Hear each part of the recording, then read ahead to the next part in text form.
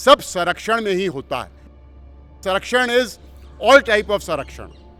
देखिए ये जो कुकर मुत्ते हैं, ये जो कुकर मुत्ते हैं, दलाल हैं, ब्रोकर्स हैं, हाकिम सिंह टाइप, या एक नैनीताल का था वो जो पकड़ा गया, वो भी हाकिम सिंह का ही ब्रदर है, वो बड़ा इसमें भर्ती मामले में था। तो पॉलिटिकल, ब्यूरोक्रेटिक और media, even media, some part of media is also there, है ना। तो ये सबके मिले जुले संरक्षण से ये लोग फल फूल रहे हैं। नमस्कार, बारामासा में आपका एक बार फिर से स्वागत है।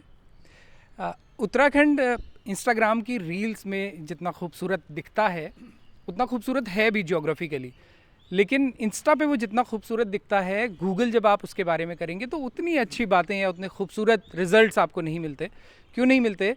क्योंकि पिछले 2 साल में अगर आपने उत्तराखंड का जिक्र देखा होगा, खासकर उत्तराखंड से बाहर रहने वाले लोगों ने, तो या तो आपदाओं के चलते देखा होगा, दरकते हुए उत्तराखंड को देखा होगा, या करप्शन से दरकते, दबते, जूझते उत्तराखंड को देखा होगा। करप्शन का एक मुद्दा उत्तराखंड में लगभग सनातन सा हो गया है। पिछले 22 साल में उत्तराखंड में न जाने कितने घोटाले हुए, और भर्ती घोटाला तो एक ऐसा घोटाला हो गया है कि स्टेट के जितने भी एस्पिरेंट्स हैं जो कि सिविल सर्विसेज में जाना चाहते हैं, स्टेट सर्विसेज में जाना चाहते हैं, उनका लगभग विश्वास यहाँ के आयोगों से पूरी तरह से उठने लगा है। एक और परीक्षा इन दिनों हो रही है जिसका मेंस अभी कुछ दिनों पहले टाला गया है, और उस पर भी कई तरह के सवाल हैं। हाकम सिंह का नाम आप सब लोगों ने सुना होगा कि हाकम सिंह के इर्द गिर्द कितना एक पूरा नेक्सस एक्सपोज हुआ, लेकिन उस एक्सपोजर के बाद भी ताजुब इसलिए होता है कि उस एक्सपोजर के बाद भी भर्ती घोटाले जो हैं वो रुकने का नाम नहीं ले रहे। उसके बाद भी तमाम परीक्षाएं जो हैं वो सवालों के घेरे में हैं। आज पिछले 22 सालों के उत्तराखंड में कितनी भर्ती घोटाले हुए, कैसे ये भर्ती घोटाले होते हैं, कैसे ये नेक्सस काम करता है, यहाँ के आयोग क्यों इस पर कोई मजबूत व्यवस्था बनाने की और मजबूत कानून लाने के लिए तैयार नहीं होते, इन तमाम मुद्दों पर बात करेंगे। और हमारे साथ बात करने के लिए आज मौजूद हैं रविंद्र जुगरान जी। जुगरान जी, आपका बहुत बहुत स्वागत बारामासा। हाँ जी, अच्छा लग रहा है मुझे भी। हाँ। जुगरान जी एक जाना पहचाना चेहरा हैं, वो अभी वर्तमान में भारतीय जनता पार्टी से जुड़े हैं। जुगरान जी उत्तराखंड में देहरादून के छात्र राजनीति से लेकर के उत्तराखंड आंदोलन तक उनकी सक्रिय भूमिका रही। वो 91 में डीएवी जो उत्तराखंड का सबसे बड़ा कॉलेज है उसके वो सेक्रेटरी रहे, 93 में वो उसके प्रेसिडेंट चुने गए। उसके बाद राज्य आंदोलनकारी रहे, राज्य आंदोलनकारी परिषद के वो अध्यक्ष भी रहे हैं। और जुगरान जी, सबसे पहले ये जो भर्ती घोटालों का जिसका मैंने इस कार्यक्रम की भूमिका में जिक्र किया कि 22 साल के उत्तराखंड में शायद हम अगर हर एक भर्ती घोटाले को गिनना चाहें तो वो इतने ज़्यादा हैं कि शायद उनकी संख्या भी नोट डाउन नहीं होती, उसमें भी 2-4 हम छोड़ देंगे, और दर्जनों गिन लेने के बाद भी इसकी जो शुरुआत हुई, सबसे पहले उसके बारे में बताइए। और मैं ऑडियंस को ये भी बता दूं कि देखिए, मैं माफ़ कीजिएगा कि मैं भूल गया परिचय में ही ये बात कहना कि उत्तराखंड का जो लोक सेवा आयोग है उसके बारे में जुगरान जी बहुत शुरुआत से ही, जब वो 2001 में उसका गठन हुआ था, तभी से कुछ जब उसकी गड़बड़ियां सामने आने लगी थी, तो जो लोग प्रमुखता से उसके खिलाफ आवाज़ उठा रहे थे, रविंद्र जुगरान उनमें से एक नाम था। और इसके कारण उत्तराखंड राज्य का सबसे चर्चित और पहला भर्ती घोटाला था पटवारी भर्ती घोटाला, जिस समय हरक सिंह रावत राजस्व मंत्री थे। देखिए दुर्भाग्य, देखिए तिवारी जी ने तो उस पर सीबीआई भी शायद बैठाई थी या कुछ बड़ी जांच बैठाई थी, लेकिन उस भर्ती घोटाले का जो अंजाम हुआ, एक डिस्ट्रिक्ट मजिस्ट्रेट शायद टर्मिनेट हुए जो पौड़ी के थे, कुछ ऑफिसर्स पर गाज गिरी, लेकिन उसमें मिनिस्टर क्लीन चिट रहा। मिनिस्टर के ऊपर यानी हरक सिंह रावत के ऊपर, रावत जी के ऊपर कोई भी आंच नहीं आई। जबकि मैं बहुत ही विश्वास से कह सकता हूं कि उस पटवारी भर्ती घोटाले में कॉपियां जांचने के लिए तत्कालीन मंत्री, राजस्व मंत्री हरक सिंह रावत जी के जानकार लोग, रिश्तेदार लोग ही वहां कॉपी जांचने के लिए बैठाए गए थे। तो घोटाले की शुरुआत यहाँ से होती है, लेकिन हरक सिंह रावत जी उसमें क्लीन चिट रहे। तो पटवारी भर्ती घोटाला कांग्रेस शासनकाल में हुआ, दरोगा भर्ती घोटाला हुआ।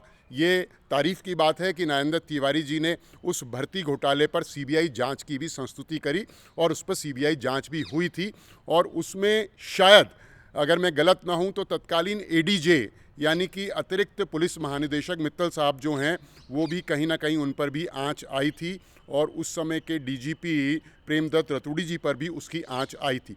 तो ये एक बहुत लंबी फहरिस्त है जिसका गुब्बारा अभी गत वर्ष 2022 में यूके ट्रिपल एससी यानी कि उत्तराखंड अधीनस्थ चयन सेवा आयोग में एक बाढ़ सी आ गई कि साहब ये भी पेपर लीक हुआ, इसने किया, इस पर ब्लूटूथ से नकल हुई, ये पेपर तो पहले ही बाहर आ गया था, तो पूरा का पूरा भौकाल मच गया।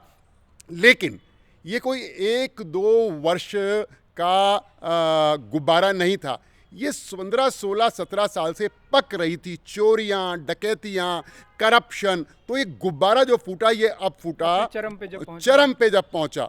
और यहाँ तक तो हम सोच भी नहीं सकते थे, लेकिन क्योंकि मैं खुद इसका पीड़ित हूँ, 2003 के अंदर जब उत्तराखंड लोक सेवा आयोग को बने हुए 2 ही वर्ष हुए थे, तो वहाँ जो भी गड़बड़ियाँ प्रथम दृष्टिया हमको लगी, अनियमितताएं लगी, या जो भी हमको लगा गलत हो रहा है, तो हमने बहुत मुखरता के साथ आवाज़ उठाई।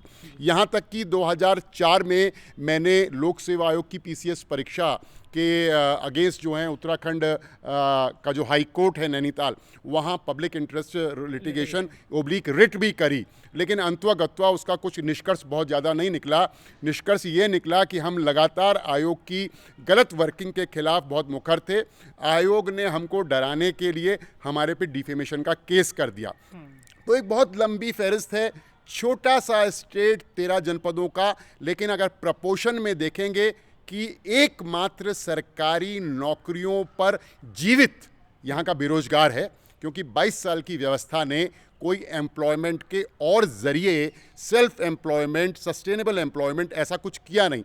उल्टा जो पारंपरिक या कहेंगे परंपरागत जो हमारे रोज़गार के धंधे थे, पशुपालन, बागबानी, उद्यानिकी, कुटीर उद्योग, वो समाप्त होता चला गया। और आज 22 वर्ष बाद राज्य बनने के बाद वो लगभग वो उद्योग जो है, जो कि सेल्फ सस्टेनेबल और सेल्फ एम्प्लॉयमेंट हमको देता था, वो समाप्त है। तो आज भी 22 वर्ष बाद हमारी हम जब रोजी की बात करते हैं, रोटी की बात करते हैं, तो नज़र केवल सरकारी रोजगार पर जाती है। अगर हम आर्मी डिफेंस को छोड़ दें, पैरामिलिट्री फोर्सेस को छोड़ दें, तो स्टेट के अंदर केवल राज्य के अंदर जो विभाग हैं, उसी में यहाँ का नौजवान, यहाँ का बेरोजगार, यहाँ का शिक्षित प्रशिक्षित युवा वहीं को देखता है। और उसमें इतने भयंकर घोटाले कि उसकी वानगी आप देखिए। जो असेंबली, जो विधानसभा लोकतंत्र का सबसे बड़ा मंदिर है, जहां लॉ बनते हैं, नीति बनती है, नियम बनते हैं, विधेयक पारित होते हैं, उसी असेंबली के अंदर 2001 से लेकर और 2021 तक लगातार नियुक्ति, पदोन्नति, प्रतिनियुक्ति, तीनों में करप्शन। तो ये सब लेजिस्लेचर और हमारी जो पॉलिटिकल क्लास है, अपार्ट फ्रॉम दलगत राजनीति, इससे ऊपर उठकर सब इसके लिए समान रूप से जिम्मेवार। चलिए, ये आपने बहुत अच्छी बात कही, लेकिन मैं हालांकि मैं पार्टी पॉलिटिक्स पे आपसे डिटेल में बात नहीं करना चाह रहा था, क्योंकि आपका जो अनुभव है, जिस तरह की आपकी पिटिशंस रही हैं, जो आपका वर्क नेचर रहा है, उसमें ये नज़र आता है कि पार्टी पॉलिटिक्स से ऊपर उठ के आपने तमाम उन लोगों के खिलाफ बोला। लेकिन अभी पिछले स्टेटमेंट में आपने जो बात शुरू की, 2003 में आपने कांग्रेस गवर्नमेंट का स्पेसिफिकली जिक्र किया, लेकिन हम ये देखते हैं कि वो सिर्फ कांग्रेस गवर्नमेंट का ही सवाल नहीं रहा। कांग्रेस के बाद बीजेपी की भी गवर्नमेंट आई, आपकी गवर्नमेंट आई, आप सरकार का हिस्सा भी रहे, और भाजपा में भी, मतलब भाजपा के कार्यकाल में भी भर्ती घोटालों को ऐसा बिल्कुल कोई ट्रेंड नज़र नहीं आता है कि पार्टी पॉलिटिक्स की वजह से या किसी पर्टिकुलर पार्टी की सरकार आने पर कहीं भर्ती घोटालों पर लगाम लगती हो। वो जो ट्रेंड है वो निरंतर वैसा ही बना रहा, चाहे वो विधानसभा की भर्ती हो। अगर कांग्रेस के विधानसभा अध्यक्ष ने अपने लोगों को नियुक्त किया, तो भाजपा के लोगों ने उनसे 4 आगे की ही नियुक्तियां की, और यही हमें सेवा आयोग में या अधीनस्थ चयन सेवा आयोग में भी नज़र आता है। तो ये इसमें आप ये डिफेंस शायद ही बीजेपी ले सकती है कि कांग्रेस के कार्यकाल में हुआ, या शायद ही कांग्रेस ले सकती है कि बीजेपी के कार्यकाल में हुआ। नहीं, डिफेंस लेने की कोई ज़रूरत नहीं है, कोई बात नहीं है। जब तक हम सच्चाई स्वीकारेंगे नहीं, तो जिस राज्य के लिए 42 से भी अधिक शहादतें हुई, और विश्व का, हिंदुस्तान का नहीं, विश्व का अविस्मरणीय ऐतिहासिक जन जन का जो आंदोलन हुआ, वो विश्व स्तरीय आंदोलन है, वो विश्व को प्रेरित करता है। तो मैं अपनी देवभूमि, अपने उत्तराखंड, अपने राष्ट्र के लिए उत्तरदायी हूँ, उसके बाद अपनी पार्टी के लिए उत्तरदायी हूँ, तब सरकार के लिए उत्तरदायी हूँ। तो मेरा जो प्रथम जो ध्येय है, मेरी जो प्रथम दायित्व है वो स्टेट के लिए है। स्टेट के लिए करेंगे तो राष्ट्र के लिए करेंगे।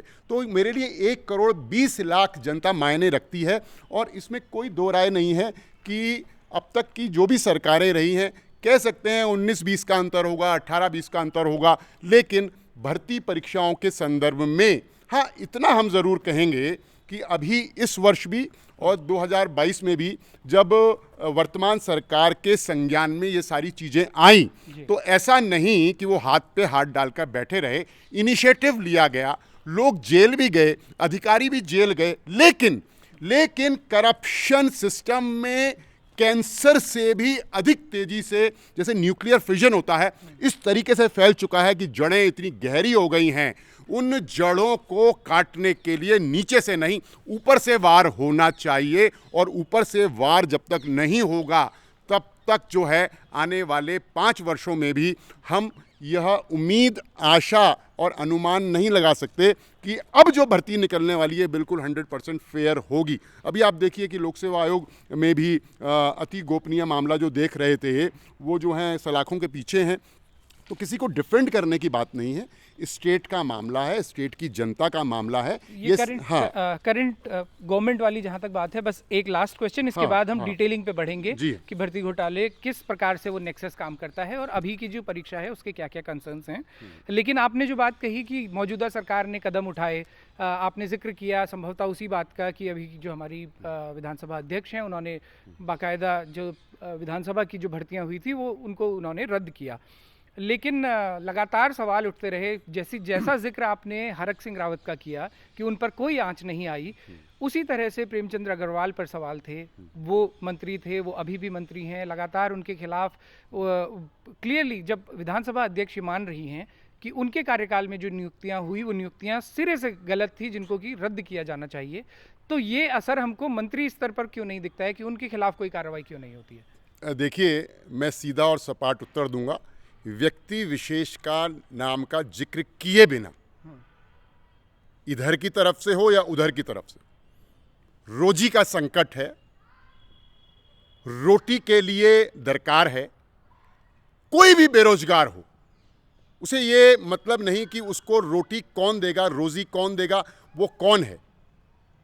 जो रोजी रोटी की, जिसको रोजगार की तलाश थी, उसको तो जो रोजगार देगा वही उसका माई बाप हो गया। ठीक, उनका दोष कम, लगाने वालों का दोष 100 गुना अधिक। जो जिम्मेवार पदों पर बैठ के अपनी जिम्मेवारी का निर्वहन न करते हुए backdoor appointments, backdoor promotions, backdoor deputation को करते रहे, वो 100 गुना ज़्यादा जिम्मेवार हैं। तो हमको अगर इस स्टेट को, देवभूमि को देवभूमि बने रहने देना है, हमारा जो पूरे देश के अंदर और विश्व के अंदर उत्तराखंड के गढ़वाल कुमाऊं के लोगों की एक पहचान थी। एक तो हम लॉयल लोग थे, एक हम ऑनेस्ट लोग थे, एक हम वॉरियर्स थे, यानी लड़ाके लोग थे। तो हमने कहीं ना कहीं अपनी ईमानदारी की पहचान को डाइल्यूट किया है, और जनता ने नहीं किया। पॉलिटिकल क्लास ने ही राज्य बनने के बाद आम जनता को गलत रास्ते दिखाए हैं, उनको, नौजवान को पथभ्रष्ट किया है। इसलिए आज लोग शॉर्टकट से ही पैसा भी कमाना चाह रहे हैं और इज्जत भी शॉर्टकट से ही कमाना चाह रहे हैं। आप ये मानते हैं, मतलब आपने जो जवाब दिया, आपने बिना नाम लिए जवाब दिया, लेकिन मैं स्पेसिफिकली ये पूछना चाह रहा था कि आप मानते हैं कि मंत्री स्तर पर भी कार्रवाई होनी चाहिए थी? देखिए, मंत्री क्यों, मैं स्पेसिफिकली किसी पार्टी के मिनिस्टर की बात नहीं कर रहा हूँ, मैं स्पेसिफिकली किसी चीफ मिनिस्टर की बात नहीं कर रहा हूँ, मैं ना ए की बात कर रहा हूँ ना बी की बात कर रहा हूँ। मेरा कहना स्पष्ट है कि अगर हम विधानसभा का जो उत्तराखंड का हाल है, कल अगर पार्लियामेंट का भी ये हाल हो जाए तो क्या देश सुरक्षित रहेगा? उत्तराखंड की विधानसभा में ऐसे भी लोग नौकरी पा गए, सुरक्षा कर्मी खासकर, जिनका अंगूठा नहीं था, वो गन कैसे चलाएंगे? जिनका आंखों का दृष्टि जो है वो दूर तक नहीं देख सकते थे, तो वो दूर तक कैसे देखेंगे? ऐसे भी लोग जो है नौकरी पा गए जिनको कंप्यूटर का सी मालूम नहीं है। ऐसे भी लोग ट्रांसलेटर्स बन गए जो कि ट्रांसलेटर का टी नहीं बता पाएंगे। तो वो लोग उतने रिस्पॉन्सिबल नहीं हैं। उतने वो लोग हैं रिस्पॉन्सिबल जिन्होंने जिन्होंने उनको नियुक्त किया और वो उनको भी नियुक्त किया, उसमें खाली पॉलिटिकल क्लास नहीं, उसमें सरकार का जो ब्यूरोक्रेसी। शासन का जो ब्यूरो कार्मिक विभाग, वित्त विभाग, जो पद सृजन करने की अनुमति देता है वो विभाग, वो तमाम लोग जो इस पूरे सिस्टम का पार्ट होते हैं। जब पद सृजन होता है, पद सृजन के बाद वित्तीय स्वीकृति मिलती है, वो सारे लोग इसके लिए उत्तरदायी हैं, चाहे वो पॉलिटिकल क्लास हो, चाहे वो ब्यूरोक्रेटिकल क्लास हो। और इस स्टेट के जितने भी राज्यपाल हुए हैं उनकी जिम्मेवारी भी उतनी ही बढ़ जाती है, क्योंकि वो कॉन्स्टिट्यूशनल हेड्स रहे हैं। ठीक है जुगरान जी, अब ये देखिए जो विधानसभा भर्ती वाला जो घोटाला हुआ वो तो आम जन को समझ में आया कि उसके लिए जो नियम, क्योंकि कोई प्रवेश परीक्षाओं का व्यवस्था नहीं थी तो और ये बोला गया कि ये तदर्थ नियुक्तियां हैं, तो तदर्थ नियुक्तियों के नाम पर उसमें जो घोटाले हुए वो आम जनता को समझ में आए कि किस तरह से वो काम किया। लेकिन यहाँ पे हम दुर्भाग्य ये है कि जहाँ पर पूरी व्यवस्था बनी हुई है, बाकायदा लोक सेवा आयोग बना हुआ है, आयोग के सदस्य होते हैं, एक पूरा का पूरा विभाग उसके लिए काम करता है, एग्जाम होता है, एग्जाम कंडक्ट होता है, एग्जाम के पेपर्स ऐसे बनवाए जाते हैं कि उनकी गोपनीयता बनी रहे, और फिर भी हम देखते हैं कि वो इतना तामझाम होने के बावजूद जो एक आइडियल व्यवस्था होनी चाहिए किसी भी एग्जाम को कंडक्ट करने की, वो व्यवस्था ढांचागत रूप से तो मौजूद है, लेकिन उसके बावजूद जब पेपर लीक हो जाते हैं, ये जो लीकेज वाला है, इसके लिए जो नेक्सस, क्योंकि आप बहुत लंबे समय से फॉलो कर रहे हैं, शुरुआत से देख रहे हैं, ये नेक्सस, इसमें कैसे ये नेक्सस कैसे काम करता है और कैसे वो लीकेजेस, पहले तो उन लीकेजेस की गुंजाइश कैसे बनती है, कैसे लोग, हाकम सिंह जैसे लोग हो जाते हैं जो कि इतने बड़े मास लेवल पर कई सालों से बाकायदा एक तरह से उसको संस्थागत रूप से उस पूरे प्रोसेस को चलाने लगते हैं, ये इसकी शुरुआत कैसे होती है और कैसे ये नेक्सस काम करने लगता है?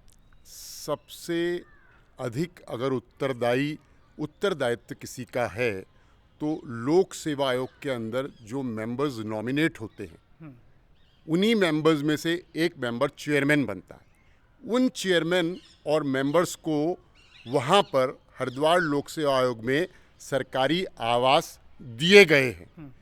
5 मेंबर्स की व्यवस्था तो वर्तमान में है, 6ठे की भी हो सकती है, 2 कमरे ही तो चाहिए रहने के लिए।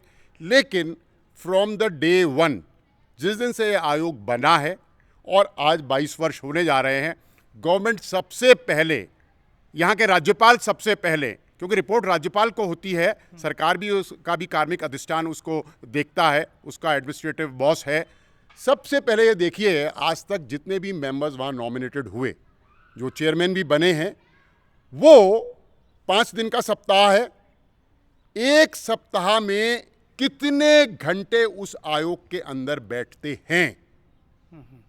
मेंबर्स का काम, अगर वहाँ मेंबर्स परमानेंटली रहेंगे, चेयरमैन रहेंगे उस कैंपस के अंदर, तो उनकी आंख, नाक, कान खुले रहेंगे। वो अपने आजू बाजू इर्द गिर्द देखेंगे, सेक्शन के अंदर क्या हो रहा है, कौन जा रहा है, कौन आ रहा है, मेरा कार्मिक अधिकारी, गोपनीय, अति गोपनीय काम देखने वाला व्यक्ति किसके टच में है, कहीं सस्पिशियस तो नहीं है, किस किस की एंट्री आयोग के अंदर हो रही है। तो एक जो कहते हैं ना कि एक विजिलेंट आई, आंखें, घर में अगर पिताजी सुबह 6 बजे नाश्ता करके 7 बजे निकल जाएं और रात को 12 बजे आएँ, जब बच्चे सो जाएंगे, तो वो बच्चे अगर बिगड़ जाएं, अगर जो है वो गलत आदतों का शिकार हो जाएं, तो उसके लिए पिता जिम्मेवार होता है ना। तो एक जैसे एक पिता को अपने सभी बच्चों पर नज़र रखनी होती है, मेरा बेटा कहाँ जा रहा है, क्या कर रहा है, कितनी क्लासेस अटेंड करी, आयोग के मेंबर्स का यही काम था। लेकिन ये दुर्भाग्यवश है कि अधिकांश मेंबर्स और चेयरमैन जो है इसको अपनी प्रतिष्ठा की कुर्सी मानते हैं। घोड़ा गाड़ी सरकार का मिल लिया, मौज मस्ती कर लो, केवल जब इंटरव्यूज़ होते हैं तब जाके वहाँ उपस्थिति कर लो। अन्यथा 80% सदस्य डेट शुरू से लेकर और आज तक इन 22 वर्षों में, मुझे नहीं लगता कि वो, अगर उनको जो है एक वर्ष में 365 दिन में से अगर 300 दिन भी देने थे, तो मुझे नहीं लगता कि 100 दिन मैक्सिमम होगा अगर किसी मेंबर ने दिया होगा। वो वहाँ रहते ही नहीं है, वो वहाँ जब होते ही नहीं हैं, तो उनके पीठ पीछे आयोग में क्या हो रहा है, मेनली उन्हीं का काम है। और सबसे बड़ी बात ये, वो मेंबर्स इंटरव्यू बोर्ड में साक्षात्कार लेते हैं। अब 8वीं पास आदमी डिग्री कॉलेज के बच्चे का इंटरव्यू कैसे ले लेगा, या डिग्री कॉलेज के बच्चे का ने जो परीक्षा में अपनी कॉपी में किया उसकी जांच कैसे कर लेगा? तो सबसे पहले पीसीएस, पीसीएस जे और पुलिस डीएसपी और एलाइड का जो लोग नौकरी के लिए वहाँ तैयारी करते हैं और उनके वहाँ इंटरव्यूज़ और रिटर्न होते हैं उनको चयन करने वाला, उनका इंटरव्यू लेने वाला आदमी यानी मेंबर्स उनसे 4 गुना अधिक इंटेलिजेंट, एकेडमिक, अनुभवी और एक मजबूत कैरेक्टर का, ऑनेस्ट, डेडिकेटेड, कमिटेड आदमी होना चाहिए। लेकिन मेंबर्स के नॉमिनेशन का कोई क्राइटेरिया नहीं है सिंस डे 1 और टिल टुडे। इसलिए मन मर्जी से लोग वहाँ जो हैं सिफारिशी लोग मेंबर्स बन जाते हैं। उसका खामियाजा डे 1 से लेके आयोग की स्थापना से लेके आज तक हम भुगत रहे हैं। आप आज भी अगर चेक करेंगे तो आयोग में जितने लोग मेंबर्स हैं, एक आध को अगर हम छोड़ दें तो academically they are very poor. उनका ये स्तर नहीं है, उनका ये स्टेचर नहीं है, उनकी इतनी शिक्षा दीक्षा नहीं है, उनका वो अनुभव नहीं है, उनका वो कमिटमेंट नहीं है। कमिटमेंट मैं इसलिए कहूँगा कि 5 दिन आयोग चलता है, मंडे टू फ्राइडे, लेकिन वो 1 घंटे और 2 घंटे के लिए ही अधिकांश लोग वहाँ जाते हैं। उसके बाद जो है वहाँ से रफू चक्कर या तो कोई देहरादून आ जाएगा या अपने गंतव्य स्थल पर जहाँ उसका घर ठिकाना होगा वहाँ चले जाएगा। यानी आयोग की कुर्सी, मेंबर का इतना बड़ा दायित्व जो है वो केवल अपने कॉलर खड़े करने के लिए, समाज में ये दिखाने के लिए या उसका लाभ कहीं और उठा रहे हैं वो लोग, तो they all are not committed. उसके बाद अधिकारी वर्ग आता है। अरे अधिकारियों को मॉनिटर करने वाले मेंबर्स और आयोग का बोर्ड ही तो है। इसीलिए वहाँ सारी प्रॉब्लम्स हो रही हैं क्योंकि मॉनिटरिंग प्रॉपरली नहीं, मॉनिटरिंग नाम की कोई चीज नहीं है।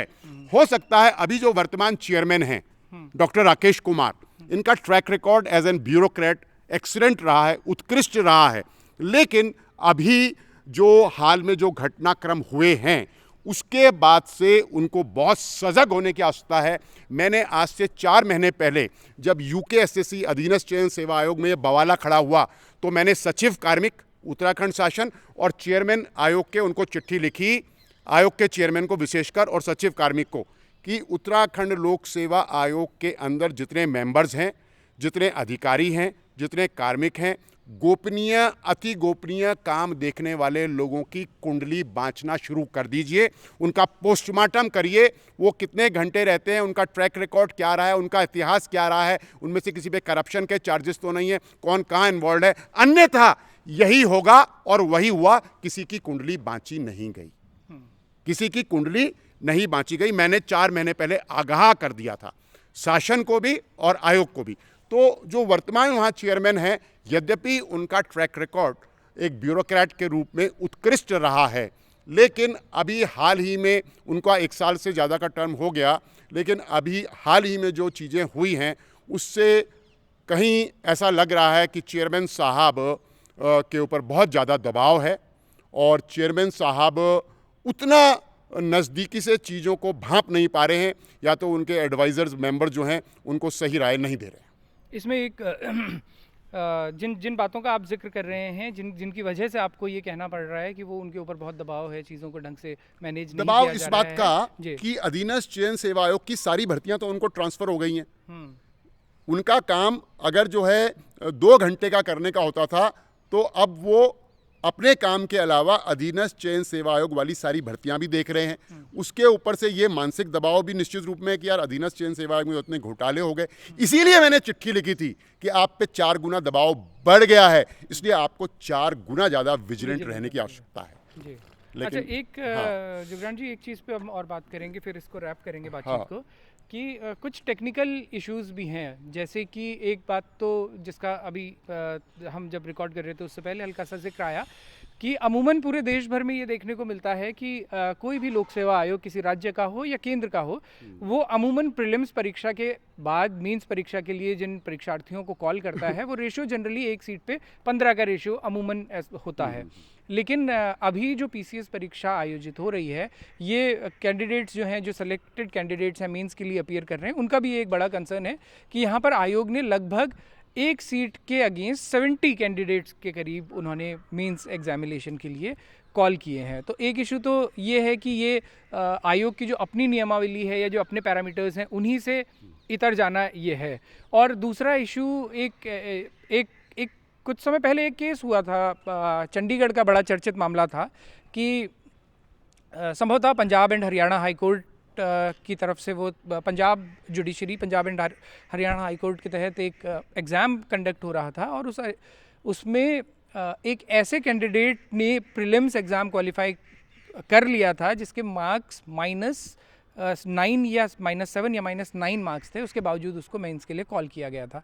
तो तब ये सवाल बहुत उठा था कि एक कोई ना कोई न्यूनतम पैमाना होना चाहिए रिजर्व्ड कैटेगरीज में भी, कि एक मिनिमम बॉटम लाइन तो कम से कम तय हो। उत्तराखंड में वो बॉटम लाइन है भी या नहीं है, इस बारे में भी आप बताइएगा कि इस पर आयोग का स्टैंड क्या है, क्या कन्फ्यूजन की स्थिति है। देखिए, आपका जो पहला प्रश्न था वो था कि साक्षात्कार में जो मेंस परीक्षा है उसमें जो आइडियल रेशो है, जिसको यूपीएससी भी करता है और स्टेट के पब्लिक सर्विस कमीशंस भी करते हैं, वो है 1:15 का रेशो, यानी कि 1 के अनुपात में 15 अभ्यर्थियों को बुलाने का।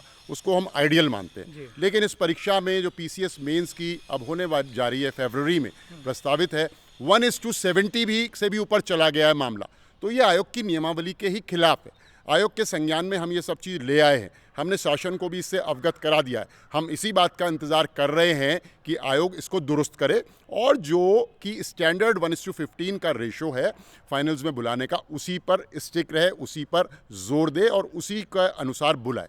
तो एक तो ये गलत हो रहा है, ये बहुत ही खतरनाक चीज़ है। और अगर कोई भी अभ्यर्थी कोर्ट मूव कर जाएगा तो कोर्ट को उसका संज्ञान लेना पड़ेगा और परीक्षा जो है डिरेल हो जाएगी। नंबर 2, जो आपने चंडीगढ़ वाले बच्चे का जिक्र किया, मेरी जानकारी में जो आया है वो यह आया है उत्तराखंड के संदर्भ में कि 2001 में यहाँ आयोग की स्थापना हुई और 2001 से 2011 तक, गौर से सुनिएगा, मैं फोकस करना चाहूँगा कि 2001 से 2011 तक जो मेरे को मालूम चला है, आयोग जो प्रीलिम्स कराता है परीक्षा और स्क्रीनिंग कराता है, इन्होंने क्या किया कि प्रीलिम्स और स्क्रीनिंग में 0 पाने वालों को भी साक्षात्कार के लिए बुलाया।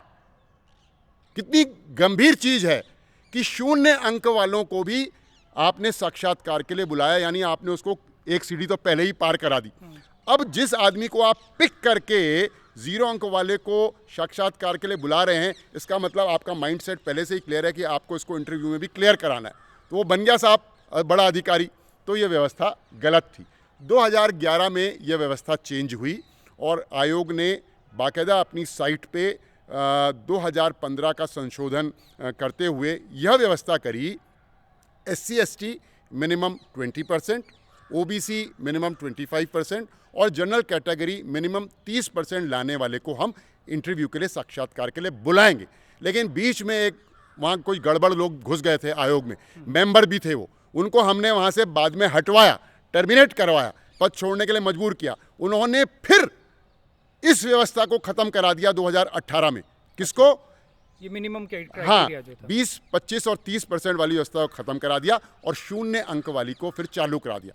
आज की डेट में हमने आयोग को भी ये पत्र लिख के पूछा है और शासन को भी अवगत कराया है कि भाई कौन सी व्यवस्था चल रही है। हमारी जिज्ञासा है, हमारी चिंता है, for free fair transparent selection आप कौन सी व्यवस्था जारी करने जा रहे हो? क्या 0 अंक वाली फिर से आपने शुरू कर दी या 20-25 मिनिमम वाली व्यवस्था आपकी जारी है?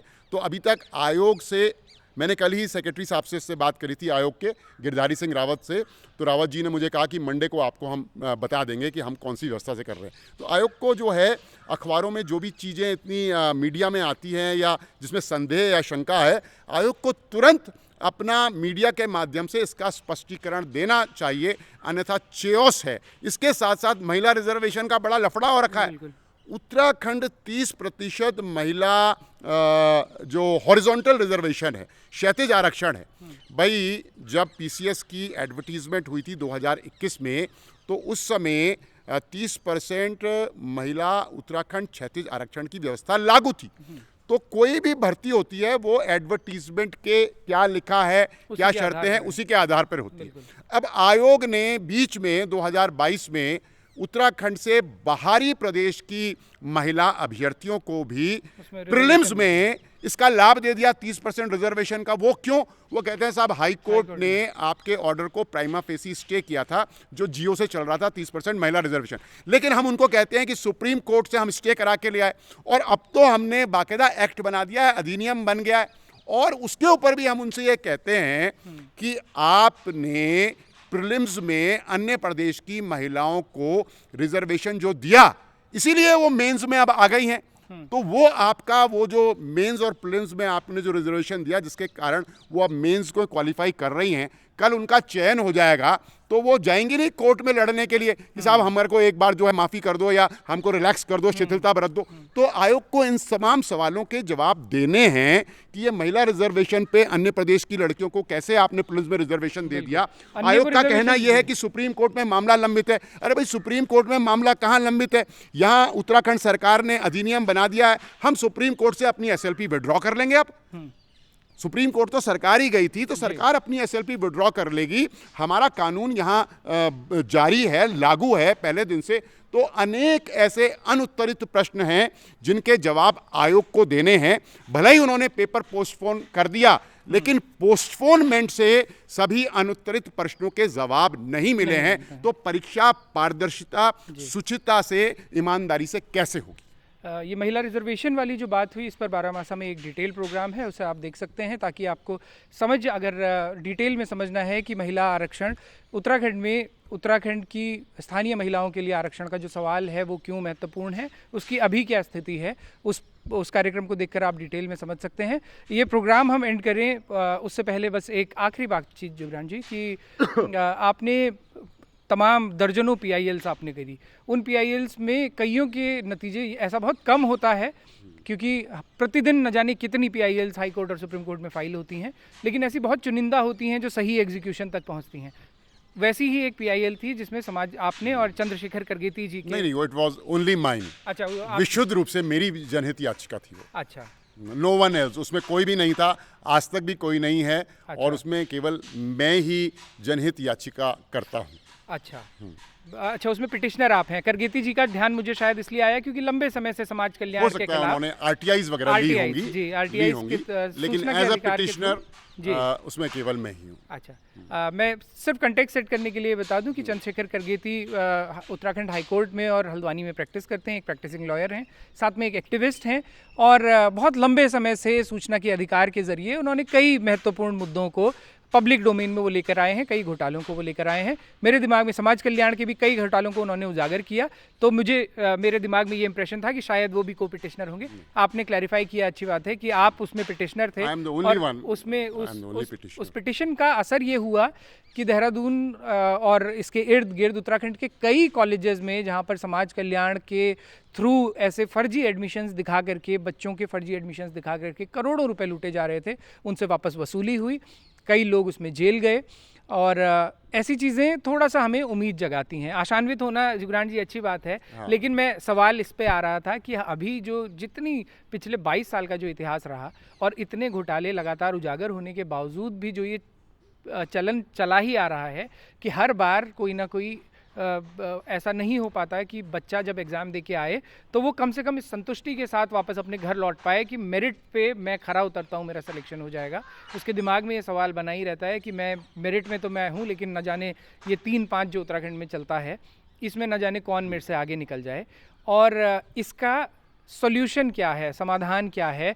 PILs ठीक हैं, वो एक रेमेडी हो सकती है, लेकिन ऐसी व्यवस्था हम कैसे बना सकते हैं कि रेमेडी नहीं, हम लोग प्रिकॉशनरी लेवल पे ही उसको ठीक कर पाएँ, सुधार पाएँ? देखिए, स्टेट का जो लेजिस्लेचर है जी, हमारी जो विधायिका है, वो आज अभी संकल्प ले ले, विधानसभा का हाउस बुला ले और संकल्प पारित कर ले कि अब जो 1 महीने बाद जो परीक्षा होने जा रही है, हम एश्योर करते हैं कि 101% दुनिया में कहीं चले जाओ उस पर कोई उंगली नहीं उठेगी। पॉलिटिकल विल, लेजिस्लेचर की विल, विधायिका की विल सर्वोपरि है। मैं कह सकता हूं कि कहते हैं कि परिंदा भी पर नहीं मार सकता। नीयत अगर साफ हो स्ट्रॉन्ग पॉलिटिकल कमिटेड विल होगी तो जो चोरी करेगा भी तो फांसी के तख्ते पर उसको झूलना पड़ेगा। चोरी करने वाले को जब ये पता चल जाएगा कि फांसी के अलावा मैं बच नहीं सकता, तो कोई हिमाकत नहीं करेगा। सब संरक्षण में ही होता है, एंड संरक्षण इज ऑल टाइप ऑफ संरक्षण। देखिए, ये जो कुकर मुत्ते हैं, ये जो कुकर मुत्ते हैं, दलाल हैं, ब्रोकर्स हैं, हाकिम सिंह टाइप, या एक नैनीताल का था वो जो पकड़ा गया, वो भी हाकिम सिंह का ही ब्रदर है, वो बड़ा बड़ा इसमें भर्ती मामले में था। तो पॉलिटिकल, ब्यूरोक्रेटिक और media, even media, some part of media is also there, है ना। तो ये सबके मिले जुले संरक्षण से ये लोग फल फूल रहे हैं, लेकिन सबसे ज़्यादा ज़रूरत पॉलिटिकल विल की है। और मुझे लगता है एक हद तक, मैं किसी को खुशफहमी में या किसी को प्रेस करने के लिए, खुश करने के लिए नहीं बोल रहा हूँ, एक हद तक जब ये यूकेएसएससी और आयोग के मामले आए तो गवर्नमेंट की वो विल तुरंत कार्रवाई की दिखी भी है, प्रदर्शित भी हुई है, ऐसा मुझे लगता है। आप रूलिंग पार्टी के सक्रिय मेंबर होने के बावजूद आपने बहुत क्लियरली ये बात बोली, उसके लिए मैं आपको बधाई देता हूँ कि किस तरह से पॉलिटिकल संरक्षण के बिना संभव नहीं है। जहाँ तक आपने कहा कि मौजूदा सरकार ने इस पर स्टेप्स लिए, मैं पार्शली आपसे एग्री करता हूँ। पार्शली इसलिए डिनाई करूँगा क्योंकि वो स्टेप्स तब लिए गए जब उत्तराखंड के भर्ती घोटालों की चर्चा देश भर में होने लगी। तमाम देश के रिपोर्टर्स यहाँ पहुँच गए, नेशनल मीडिया का वो सवाल बन गया और बहुत तगड़े मामले होने लगे। उस पर सभी लोगों ने, भर्ती परीक्षाओं पर हमने पहले भी बातचीत की थी। हम आप लोगों की कुछ अभ्यर्थियों से भी बातचीत करवाएंगे आने वाले दिनों में कि उनके क्या कंसर्न्स हैं, और उम्मीद करते हैं कि जो बात जुगरान जी ने बताई आपको समझ में आया होगा कि वो नेक्सस कैसे काम करता है। जुगरान जी, बारामासा से बात करने के लिए बहुत बहुत शुक्रिया। Thank you, thank you, thank you. आप लोगों को ये कार्यक्रम कैसा लगा, हम लोगों को कमेंट करके ज़रूर बताएं। हम लोग इसी तरह की जानकारियां आपके लिए लेके आते रहेंगे। और उत्तराखंड के करंट इश्यूज से रिलेटेड आपसे ये भी बात करनी थी कि कोई भी मुद्दा जो आपको लगता है कि बारामासा को कवर करना चाहिए, बारामासा को इस पर कुछ विशेषज्ञों से, कुछ एक्सपर्ट से बात करनी चाहिए, तो आप हम लोगों को कमेंट करके ज़रूर बताएं कि आप किन लोगों को सुनना चाहेंगे, किन लोगों की किस बात पर ओपिनियन, एनालिटिक्स आप उससे परिचित होना चाहेंगे। ये हमको कमेंट में ज़रूर बताइएगा और देखते रहिएगा बारामासा।